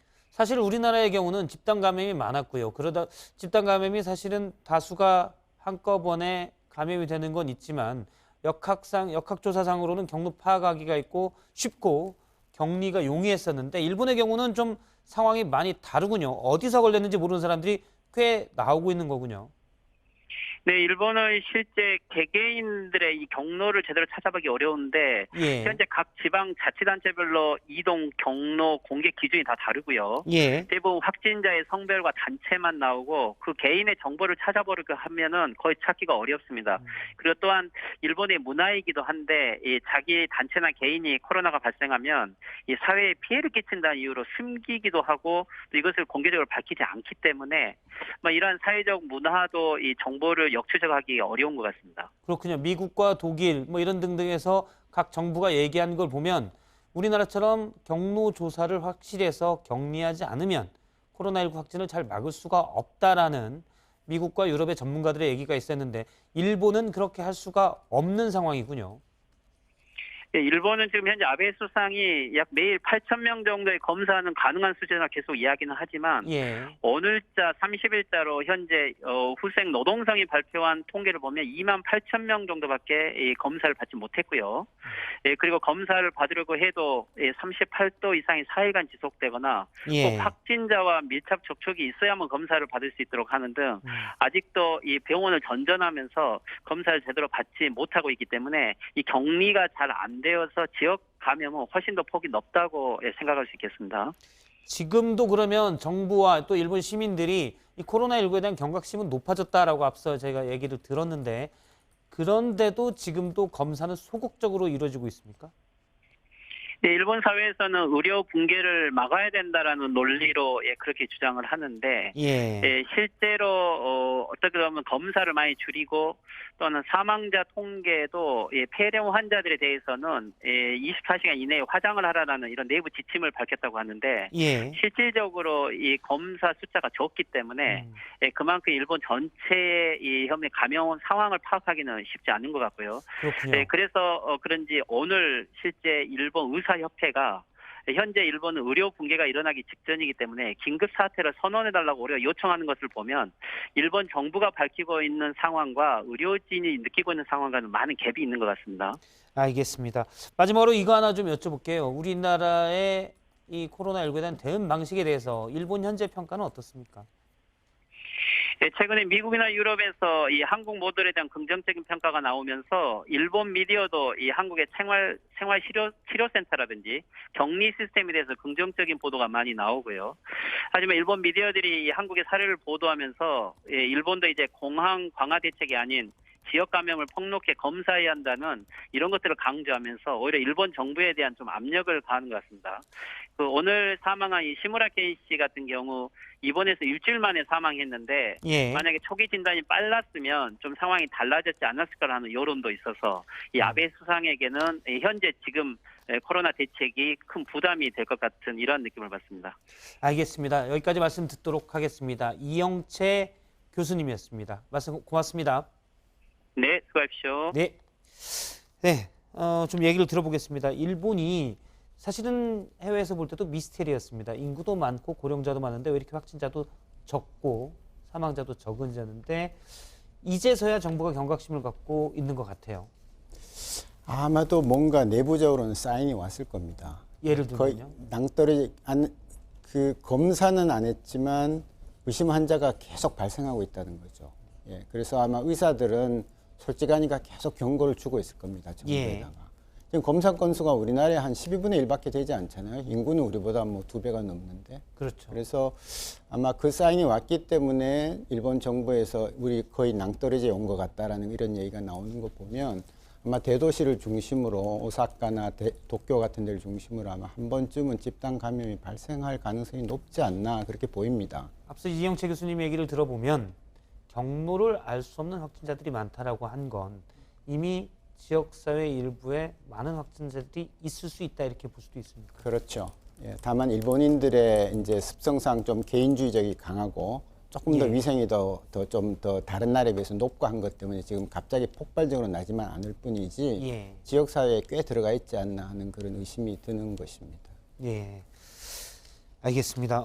그리고 이제 앞서 제가 유럽 사례도 봤는데요. 뭐 이탈리아나 스페인 사망자가 특히 많은데 이탈리아는 고령층이 많고 그래서 봤는데 스페인 사례도 보면 확실히 의료 시스템들의 과부하가 걸려서 지금 많다 이렇게 볼 수도 있겠습니까? 네, 지금 뭐 스페인, 이태리, 영국 이런 데가 대표적으로 이제 의료 사회주의가 되는 곳이고요. 아무래도 의료가 좀 약합니다. 왜냐하면 의사라는 직업 자체가 인기가 별로 없어요. 우리나라만큼 이렇게 의사를 굉장히 열심히 공부해서 가는 데가 잘 아닙니다. 그러다 보니까 여러 가지 인프라들이 좀 열악하고 사회의 여러 가지 투자 중에서 의료기관에 대한 투자도 당연히 약하리라고 그렇게 보고 있는 것입니다. 예. 교수님 궁금한 게요. 각국이 방역 대책을 하는 방식이 조금씩 차이는 있잖아요. 근데 스웨덴의 경우에는 정부 차원에서 아예 일상생활을 유지하라 이렇게 지침을 내려서 이른바 이 집단 방역 그러니까 집단 면역 실험을 하고 있다 이런 기사들이 나오고 있는데 뭐 영국의 경우에도 예전에 보리스 총리가 뭐 좀 걸려야 좀 괜찮아진다 이런 발언을 하기도 했었잖아요. 실제로 이런 집단 면역 실험이 효과를 볼 수 있는지 혹은 이 목표를 달성하기 전에 대규모 또 감염이 일어나서 더 큰 피해를 보는 건 아닌지 이런 건 좀 궁금해서요. 예, 저도 지금 그 결과 굉장히 관심 있게 보고 있는데요. 왜냐하면 영국이 이제 할래다가 이제 실패를 했습니다. 안 하고 이제 포기를 했는데요. 스웨덴은 지금 주거 환경이나 문화나 이런 게 가능은 합니다. 예, 워낙 떨어져 살고 개인적으로 살고 이렇게 하기 때문에 가능은 한데요. 그렇게 하는 것은 우리의 측면에서 보기에는 방역을 어느 정도 포기하는 거죠. 예, 안 하는 거죠. 그리고 지금 이제 검사를 안 했을 때 나오는 폐해가 일본같이 지금 조용히 가고 있는 데도 있지만 거기도 위협을 느끼고 있고 미국이 검사를 늦게 했기 때문에 지금 저렇게 폭발적으로 터지는 거거든요. 지역사회에 깊이 들어가 있는데 그걸 몰랐단 말이죠. 예, 그런데 이제 스웨덴은 그렇게 인구가 밀집돼서 사는 도시가 그렇게 많지 않은 걸로 알고 있고 인구도 많지 않으니까 할 수는 있겠지만 만일 거기도 스물스물 들어가서 이제 요양원이나 요양병원 같이 거기도 이제 노인들이 몰려 있는 곳에서 집단 발병이 됐을 때 정부가 과연 뭐라고 얘기할 것인가. 그래서 감염원을 알 수가 없거든요. 그렇게 되면 검사를 안 했기 때문에. 어디에서 생긴지를 모르고 그러면 격리하고 막기도 힘들어서. 그렇죠. 그런 이제 어르신들이 많이 있는 집단 시설은 특히 사망자도 많이 발생할 수가 있고 위험할 수가 있겠군요. 예. 결국 그 모델은 성공한다 손 치더라도 우리나라 같이 이렇게 인구가 밀집돼 있는 데서는 적용하기는 힘든 모델이라고 봅니다. 예. 그래서 뭐 미국도 사실은 트럼프 미국 대통령이 앞서도 지켜봤지만 4월 12일 이후에는 일상으로 돌아가겠다고 했다가 바로 한 이틀 만에 포기를 했습니다. 4월 말까지는 계속 거리를 둬야 된다 이랬는데 우리나라는 이제 안정세로 약간은 숫자가 100명 내외로 확진자가 늘어나고 있는데 이건 의료 우리나라 의료 시스템이 감당할 만한 숫자죠. 완치자 숫자가 훨씬 더 많으니까요. 그렇습니다. 예, 예. 지금 이 100명 정도로 전국에서 퍼져 있고 특히 수도권에서 한 30명, 40명 이렇게 정도 나오고 있는 것은 충분히 그러니까 감내가 가능한데요. 예. 만일 이게 숫자가 커지면 그때부터는 우리도 준비를 해야 되거든요. 그래서 저희가 준비하라고 계속 얘기를 했고 아마 당국에서 준비는 하고 있을 텐데 예. 예를 들면 이렇습니다. 지금은 10명씩 나오지만 수도권에서 100명이 나오면요. 이론적으로 중환자가 5명이 나오게 돼 있어요. 예. 5%는. 그러면 그 5% 중에서 한두 명은 인공호흡기를 달아야 되거든요. 그럼 매일 한두 명씩 인공호흡기를 달면 한 열흘이 지나면 서울의 웬만한 병원에서는 그 다음 인공호흡기 달기가 좀 어려워지는 수가 있습니다. 예. 예. 지금 미국에서도 계속 인공호흡기 만들라 얘기하지 않습니까? 그렇죠. 그러니까 인공호흡기가 마지막 치료이고 그 치료로 살아난 사람들이 꽤 있기 때문에 그걸 우리는 해줘야 돼요. 예. 과연 우리 얼마나 있느냐? 제가 파악하기로는 우리나라 한 6,000대 정도 있는 걸로 알고 있어요. 예. 중환자실이 9,000실 정도 되는데 그러면 이제 계산을 해보면 나오겠죠.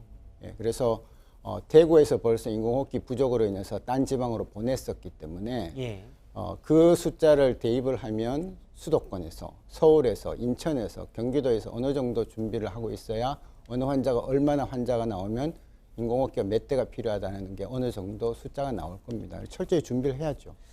현재 안정적으로 확진자 숫자가 100명 내외로 나온다고 해도 이게 상식적이라기보다 우리가 기대하기에는 점점 줄어들 것이다. 왜냐하면 추세가 그래왔으니까요. 하지만 31번 확진자의 경우처럼 언제 어디서 다시 폭발적으로 늘어날지를 모르기 때문에 최악의 상황에 대비를 해야 된다는 말씀이시군요. 네, 지금식으로 계속 100명씩 나오면 우리는 끝까지 잘 할 수 있어요. 예. 이거 뭐 우리가 40%, 60% 감염이 될 때까지 다 할 수 있어요. 그러나 한번 이제 대우 같은 일이 생기면 그때는 감당을 못하게 되겠고 수도권이 무너지면 나머지 지방에서 도와줄 수 있는 방법이 지금은 없습니다. 지금 우리나라가 2월 19일 날 31번 확진자 이후에 대구에서 확진자 숫자가 급증을 했는데요. 지금 한 달여가 지났습니다.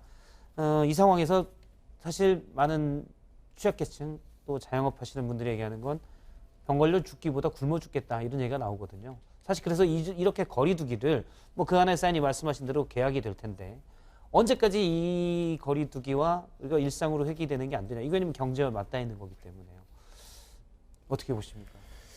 그래서 우리 아까 스웨덴 얘기할 때 예. 그것도 일리가 있는 거거든요. 자, 우리가 끝까지 거리만 두고 있다 보면 결국은 거리가 풀어졌을 때 한번 또 터집니다. 예. 그래서 적당히 거리를 두고 그것을 비행기가 내릴 때 연착륙하듯이 조금씩 풀어서 어떻게 하든 최소한의 환자가 발생하면서 감염자가 발생하면서 끝까지 우리가 가야 되는 거거든요.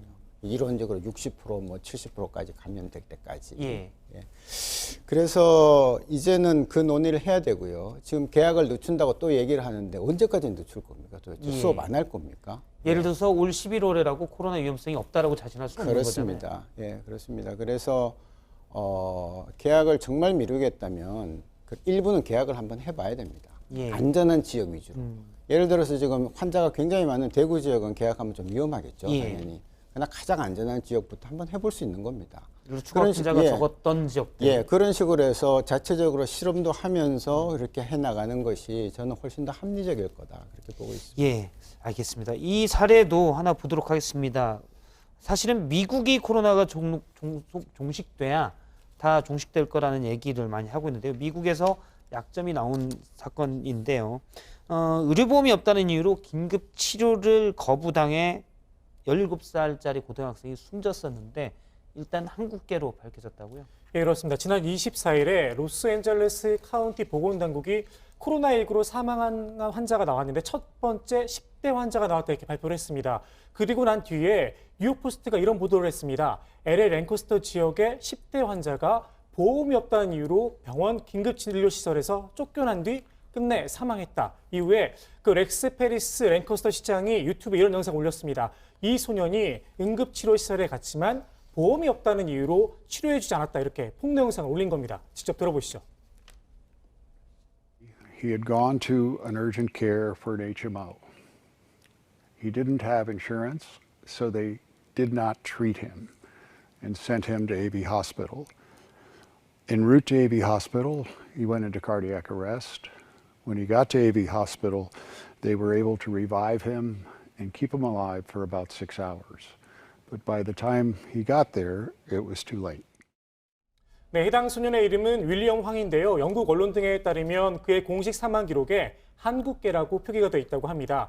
그런데 렉스 페리스 랭커스터 시장에 따르면 황 군의 유가족은 최초 LA 카운티에서 코로나19로 사망한 첫 번째 10대 환자가 나왔다고 발표가 났을 당시에 그 환자가 황 군이라는 사실을 전혀 몰랐다고 합니다. 즉 황 군이 코로나19 걸렸다는 사실을 모른 채 장례식까지 치른 겁니다. 예, 교수님, 미국이 이제 가장 위험한 게 의료보험이 없는 사람이 너무 많기 때문에 지금 계속 확진자들이 저소득층과 의료보험 없는 사람 또 미립국자 중에서도 나올 수가 있다. 얘기가 계속 나와서 힘들 거라는 종식 힘들 거라는 전망들이 많거든요. 네, 지금 거의 4천만 명 가까이가 보험이 없고요. 하루 딱 응급실에서 인도적인 치료는 해줄 수 있게 돼 있습니다. 그 외에는 없습니다. 예. 그러다 보니까 이분들이 검사 받을 길도 없고 그다음에 증상이 나빠져 다시 갈 길이 없는 것이죠. 그래서 아마 50개 주 전체에 지금 걸쳐 있기 때문에 여기저기 인구가 희박한 지역을 빼놓고는 여기서 나올 거라고 생각합니다. 예, 방역은 물 셀 틈이 없어야 되는데 사실은 우리 공동체에 너무 그런 부분이 많다라는 게 문제인 것 같습니다. 예, 정치베이 준비한 소식은 여기까지고요. 내일 같은 시각에 다시 뵙겠습니다. 계속해서 뉴스룸이 이어집니다. 고맙습니다.